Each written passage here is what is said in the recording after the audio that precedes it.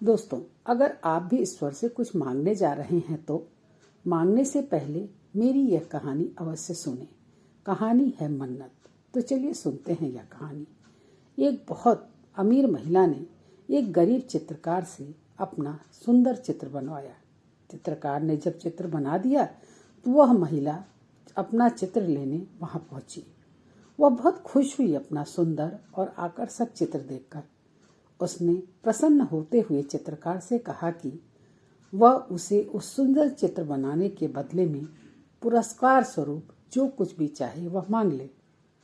एक गरीब चित्रकार आखिर इच्छा भी करे तो कितनी बड़ी करे, मांगे भी तो क्या मांगे।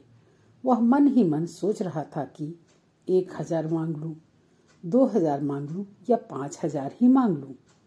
फिर उसकी हिम्मत डिगने सी लगी।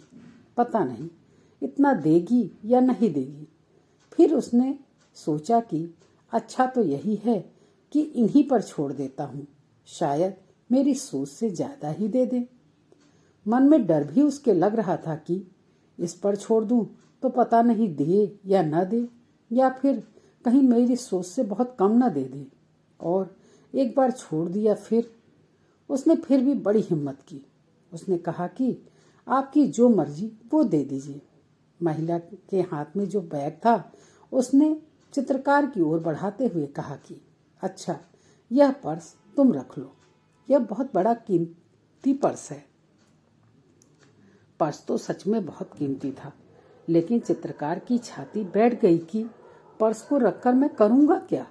माना कि कीमती है और सुंदर भी है, पर इससे कुछ आता जाता तो है नहीं। मैं इसके बदले में क्या ही खरीद पाऊंगा। इससे तो अच्छा था कि 1,000-2,000 रुपए ही मांग लेता। तो उसने कहा, नहीं नहीं, मैं इस पर्स को लेकर क्या करूंगा। आप तो मुझे अपनी इच्छा अनुसार 1,000 या 2,000 रुपए ही दे दें। उस महिला ने कहा, तुम्हारी जैसी मर्जी। उसने पर्स खोला। उसमें करीब करीब 1,00,000 रुपए थे। उसने उसमें से 2,000 रुपए निकालकर चित्रकार की ओर बढ़ा दिया और अपना पर्स लेकर वहां से चली गई। सुना है कि चित्रकार अब तक छाती पीट कर रो रहा है और रोता ही जा रहा है। मर गए, मारे गए, अपने आप से ही मारे गए। दोस्तों, हम सब भी करीब करीब इन्हीं हालातों से गुजर रहे हैं।